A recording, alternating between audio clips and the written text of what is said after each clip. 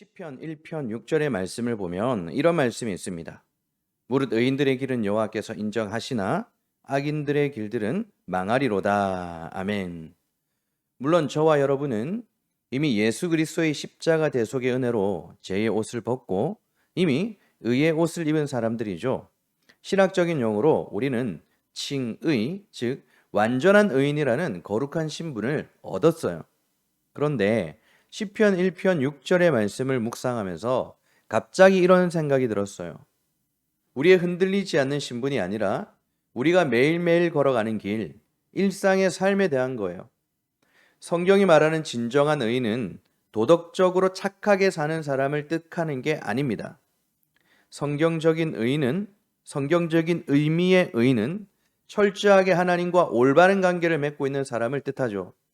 게다가 하나님께서 의인들의 길을 인정하신다라고 했잖아요. 인정하신다.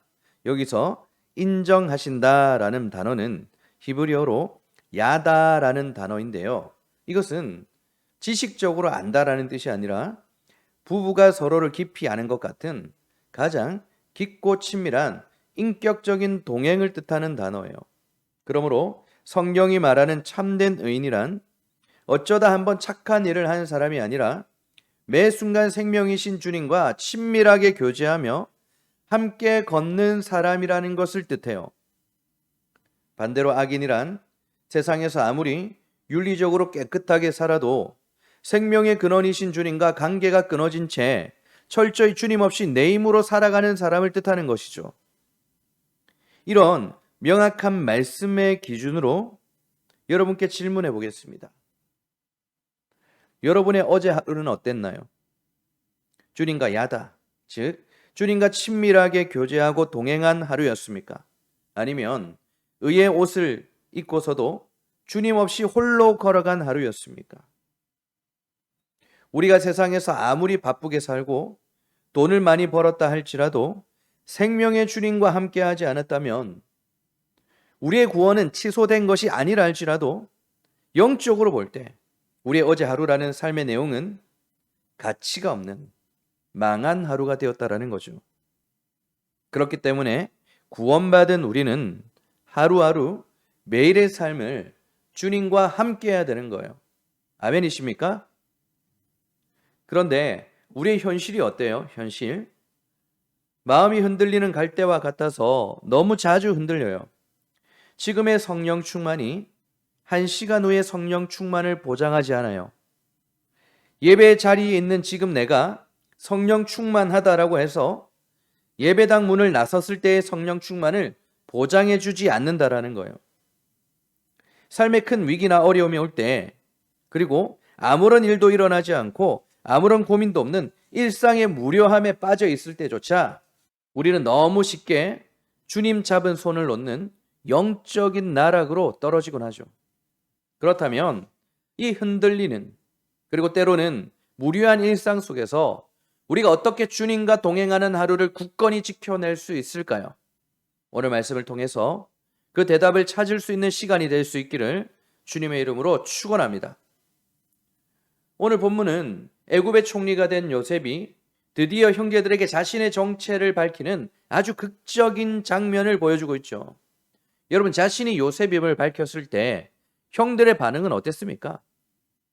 오늘 본문 3절을 보니 형들은 너무 놀라서 대답조차 하지 못했다고 하죠. 원어적인 의미로 보면 극심한 공포에 질려 온몸이 마비되었다라는 뜻이에요. 형들의 머릿속에서는 오직 하나, 우리가 저 동생을 노예로 팔아버렸다. 이제 우리는 꼼짝없이 죽었다. 과거의 죄책감과 공포, 그에 대한 대가만 가득했어요. 그런데 두려움에 떠는 형들에게 요셉은 복수의 칼을 빼는 대신 전혀 뜻밖의 아주 중요한 고백을 건네죠. 여러분, 오늘 본문의 말씀에서 가장 중요한 메시지가 뭘까요? 오늘 말씀은 성경의 독특한 문학 구조인 교차대구법으로 기록되어 있어요. 교차대구법 A, B, C, X, C-, B-, A-. 샌드위치 기법으로 기록되어 있는데요. 양쪽 끝에서부터 중앙을 향해서 좁혀가는 이 구조에서 가장 중요한 핵심 메시지는 바로 정중앙에 있는 X예요. 그렇다면 오늘 본문에서 이 X는 몇 절일까요? 바로 7절이에요. 7절. 7절 말씀을 봅니다. 하나님이 큰 구원으로 당신들의 생명을 보존하고 당신들의 후손을 세상에 두시려고 나를 당신들보다 먼저 보내셨나니. 아멘. 여러분, 이 짧은 한 구절 안에 요셉의 엄청난 영적인 통찰이 담겨 있어요. 형들은 지금 동생을 팔아 넘겼던 사건으로 두려워하고 있잖아요. 그런데 요셉은 아니다, 하나님이 나를 먼저 보내신 것이다 라고 선포하는 거예요. 여러분, 이것이 바로 영적인 사람의 시각이에요. 요셉은 내 인생에 일어난 끔찍한 비극의 주어를 나를 찌른 원수들이나 상처에 두지 않았어요. 내 인생의 진짜 주관자이신 하나님을 내 삶의 주어로 올려둔 거예요.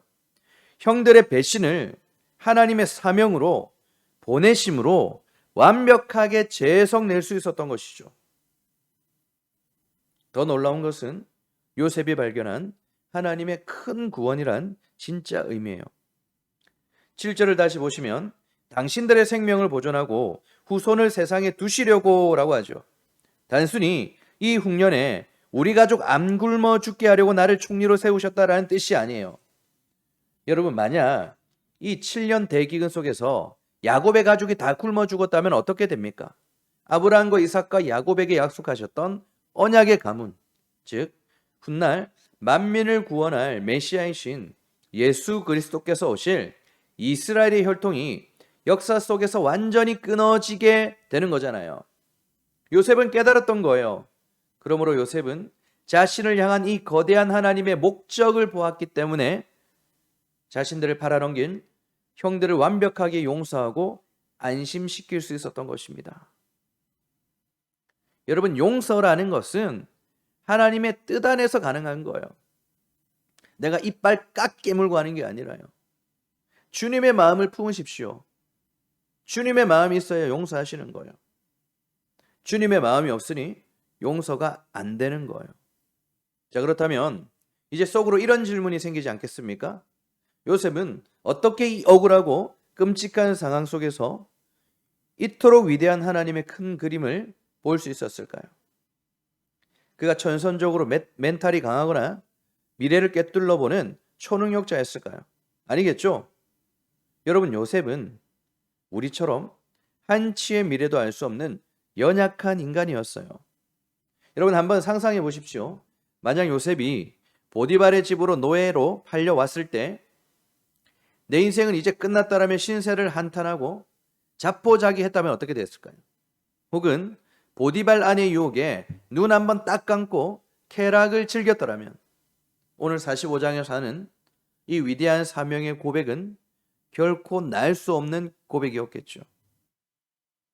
요셉이 오늘 하나님의 큰 구원을 위해 나를 이곳으로 먼저 보내신 것이라고 고백할 수 있었던 절대적인 이유, 여러분, 창세기 39장을 보면 요셉의 고난을 보여주는 장면에서 놀라운 말씀이 있죠. 39장 2절, 여호와께서 요셉과 함께 하심으로 그가 형통한 자가 되어. 여러분, 이 말씀이 선뜻 이해가 되십니까? 지금 요셉은 어린 나이에 짐승처럼 억울하게 노예로 팔려온 상태이죠. 심지어 39장 23절을 보면 억울한 누명을 쓰고 빚 한 점 없는 지하 감옥에 갇혔을 때도 성경은 똑같이 말씀하세요. 여호와께서 그를 범사에 형통하게 하셨더라. 세상의 눈으로 볼 때, 그리고 사람들의 잣대로 볼 때 노예가 되고 죄수가 된 요셉의 인생은 바닥까지 곤두박질 친 완전히 망한 인생, 매일매일이 망한 하루의 연속이었어요. 그런데 성경은 그 망해버린 요셉을 보며 형통한 자라고 선언하는 것이죠. 의인의 길을 걷고 있다라고 얘기하는 거예요. 세상의 잣대로 보면 그는 악인의 길을 걸은 것 같지만 하나님의 시선으로 보면 그는 의인의 길을 걷고 있었다고요. 여러분, 성경이 말하는 형통은 세상의 기준과 완전히 달라요.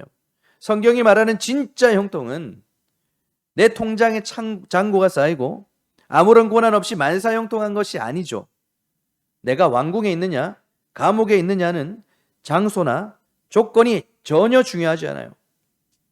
아무리 깊은 구덩이에 빠져 있고 억울한 감옥에 갇혀 눈물을 흘릴지라도 그 고난의 한복판에서 전능하신 하나님이 내 손을 붙잡고 지금 나와 함께 하시는 것, 여러분 이것 자체가 성경이 말하는 최고의 형통이라는 것을 믿으시기 바랍니다. 요셉이 보디발의 집으로 팔려갈 때도, 억울한 누명으로 감옥에 끌려갈 때도 환경은 최악이었지만 하나님이 요셉과 함께 하셨기 때문에 요셉은 영적으로 가장 형통한 자로 살 수 있었던 거예요. 그 깊고 어두운 감옥에서도 주님과 동행하는 이 형통의 은혜를 누렸기 때문에 오늘 요셉은 원수 같은 형들 앞에서도 내가 하나님의 큰 구원을 위해 쓰임을 받았다라고 당당하게 선포할 수 있었던 것입니다. 자, 그런데 여러분, 여기서 우리는 아주 중요한 질문을 하나 던져야 돼요. 그럼 하나님께서 요셉과 함께 하셨기 때문에 그가 형통할 수 있었고, 내가 지금 형통하지 않은 것은 하나님께서 나와 함께 하지 않기 때문이 아니냐, 하나님 탓 아니냐라고 생각할 수 있어요. 하나님이 다 알아서 일방적으로 요셉과 함께 해주셨으니 요셉은 감옥에 가만히 누워서 수동적으로 복만 받았던 것일까요? 그게 아니에요. 여러분, 수학 공식 중에 A는 B다라는 이 기호 있죠. 는. 이걸 등호라고도 하고 이퀄이라고도 하는데 사투리로 이꼴 하더라고. 이꼴. 이 공식을 우리의 신앙에 대입해 봅시다. 여러분, 하나님께서 요셉과 함께 하셨다라는 것은 A는 뭐죠? 요셉 또한 그 시궁창 같은 현실 속에서도 철저하게 하나님과 함께 하기를 구했다. B라는 뜻이에요. 그래서 A는 B 똑같은 거예요. 하나님이 먼저 손을 내미셨을 때 요셉 역시 발버둥을 치며 주님의 손을 깍 붙잡았다는 뜻이에요. 지금도 여러분들에게 손 내미시는 하나님께 손을 뻗는 여러분들이 될 수 있기를 주님의 이름으로 축원합니다. 여러분, 요셉이 보디발의 집에서 노예로 일할 때 안주인의 끈질긴 유혹을 받게 되죠. 사실 그 유혹에 눈 한번 딱 감고 넘어가주면 요셉의 노예 생활은 아주 편해질지도 몰랐어요. 게다가 아무도 모르는, 보는 사람이 없는 밀실이었잖아요. 들킬 염려가 없어요. 그때 요셉이 어떻게 거절합니까? 주인이 어른에게 들키면 나 죽습니다. 이렇게 얘기했어요? 아니죠. 39장 9절을 보면 요셉이 이렇게 선포합니다. 내가 어찌 이 큰 악을 행하여 하나님께 죄를 지으리까?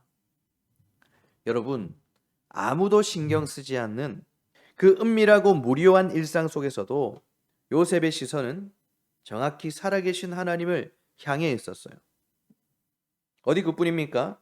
감옥에 갇혀서 두 장관의 꿈을 해석해 줄 때에도 마찬가지죠.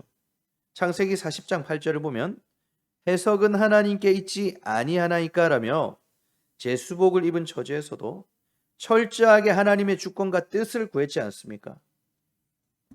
그는 노예로 팔려갔을 때도, 억울하게 감옥에 갇히게 되었을 때도, 심지어 아무도 보지 않는 은밀한 유혹의 순간에도 언제나 하나님을 찾았어요. 코람데오라고 하죠. 코람데오. 하나님 앞에서. 그는 사람 앞에서가 아니라 하나님 앞에서 살았던 거예요. 여러분, 하나님 앞에서 살아갈 수 있기를 주님의 이름으로 축원합니다. 그렇습니다. 요셉의 삶은 억울한 환경을 탓하고 원망하며 수동적으로 하루하루를 버리는 삶이 아니었어요. 세상 사람들의 눈에는 망한 것 같은 그 일상 속에서도 철저히 하나님의 뜻을 구하며 스스로 하나님과 함께 걷기를 치열하게 선택했던 삶이죠. 말씀을 맺도록 하겠습니다. 여러분, 감당할 수 없는 어려움 앞에서 요셉은 감정 없는 기계처럼 할렐루야, 이건 다 하나님의 뜻입니다, 마음 편안하게 넘어간 건 절대 아니죠. 요셉 역시 우리와 같은 상처 입은 연약한 인간이었어요. 오늘 그가 실제로 위대한 고백을 하기 직전 본문 1절과 2절을 보십시오. 요셉은 형들 앞에서 방성대고 크게 소리내어 울었다고 하죠. 애국 사람들에게 다 들릴 정도로 펑펑 울었어요. 그렇게 눈물을 쏟아내며 자신의 깊은 상처를 주님의 뜻 안에서 씻어낸 요셉은 이제 형들에게 하나님께서 나를 보내신 것이라는 고백과 본문 5절, 7절, 8절 무려 3번이나 하나님께서 나를 보내신 것이라고 반복하며 확신 있게 선포하죠. 특히 8절에서 요셉은 아주 세기를 박아버립니다. 그런즉 나를 이리로 보낸 이는 당신들이 아니라 하나님이시다. 여러분, 이 위대한 선포가 무엇을 의미합니까? 요셉은 지금 이렇게 외치고 있는 거예요. 나는 당신들에게 상처받고 억지로 끌려와 버려진 불쌍한 피해자가 아닙니다. 나는 내 가족과 세상을 구원하기 위해 살아계신 하나님이 이곳 애굽으로 직접 파송하신 위대한 사명자입니다. 사랑하는 여러분, 오늘 우리는 요셉을 통해서 우리가 살아가는 일상의 삶에서 주님과 동행하는 것을 보게 됩니다. 고난과 어려움, 무료한 일상, 게으름과 태만 속에서 우리가 간절히 간구하고 부르짖어야 되는 것은 지금 현재 있는 하나님의 뜻입니다. 그 하나님의 뜻을 위해 오늘도 기도하고 기도하십시오. 그렇게 하나님의 뜻을 깨닫는 것, 그것이 바로 오늘 나의 삶에서 주님과 동행하는 방법이에요. 여러분이 있는 그곳이 바로 사명의 자리며 바로 하나님의 임재의 자리라는 것을 믿으십시오. 그곳에 하나님의 뜻이 있다라는 것도 믿으십시오. 그리고 바로 그곳에서 하나님과 동행할 수 있기를, 그리하여 하나님의 영광을 드러내는 삶을 살아갈 수 있기를 우리 주님의 이름으로 축원합니다. 함께 기도하는 시간 가지도록 하겠습니다.